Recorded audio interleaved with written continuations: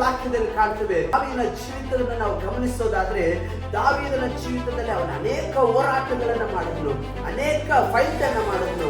ಅವನು ತನ್ನ ಪ್ರಾಂತ್ಯವನ್ನ ಸ್ವಾಧೀನ ಮಾಡಿಕೊಳ್ಳೋದಕ್ಕೆ, ರಾಜ್ಯಗಳನ್ನ ಸ್ವಾಧೀನ ಮಾಡಿಕೊಳ್ಳೋದಕ್ಕೆ ಅವನೇನು ಮಾಡಿದ್ನು, ಅನೇಕ ಯುದ್ಧಗಳನ್ನ ಮಾಡಿದ್ನು, ಅನೇಕರನ್ನ ಎದುರಿಸಿ ನಿಂತಲ್ಲ.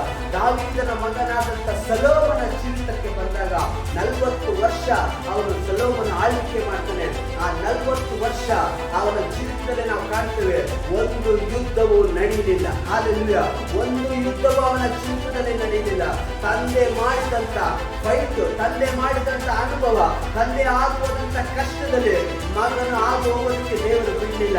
ದೇವರು ಏನ್ ಮಾಡಿದ್ರು, ದಾವೀದನ ಜೀವಿತದಲ್ಲಿ ಅದಕ್ಕೊಂದು ಪುಸ್ತಕವನ್ನ ಇಟ್ಟನು.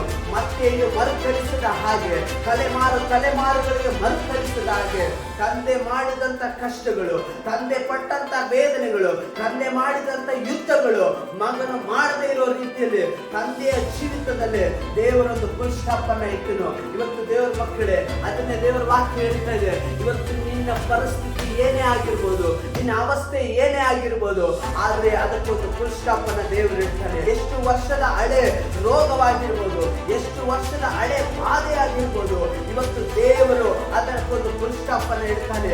ಎಷ್ಟು ವರ್ಷದ ಹಳೆ ತಲೆನೋವಾಗಿರ್ಬೋದು, ಆಗಾಗ ಬರುವಂತ ರೋಗವಾಗಿರ್ಬೋದು, ಇವತ್ತು ದೇವರು ಹೇಳ್ತಾ ಇದ್ದೇನೆ, ನಾನು ಅದಕ್ಕೆ ಪುಸ್ತಕವನ್ನ ಇಡ್ತಾ ಇದ್ದೇನೆ.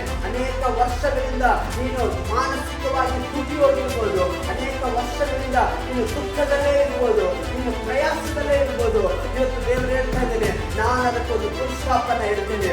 ದೇವರ ಮಕ್ಕಳೇ, ನೀನು ಅನೇಕ ವರ್ಷಗಳಿಂದ ನೀನು ಸಾಲದಲ್ಲಿ ಇರ್ಬೋದು, ಸಾಲ ನಿನ್ನನ್ನು ಹಿಂಬಾಲಿಸ್ತಾ ಇರ್ಬೋದು. ದೇವರು ಇವತ್ತು ನಿನ್ನ ಕುರಿತು ಹೇಳ್ತಾ ಇದ್ದಾನೆ, ಆ ಸಾಲಗಳಿಗೆ ದೇವರು ಒಂದು ಫುಲ್ ಸ್ಟಾಪ್ ಅನ್ನ ಇಟ್ಟು ನಿನಗೊಂದು ಐಶ್ವರ್ಯವನ್ನ ದೇವರು ದಯಪಾಲಿಸ್ಲಿಕ್ಕೆ ಹೋಗ್ತಾನೆ.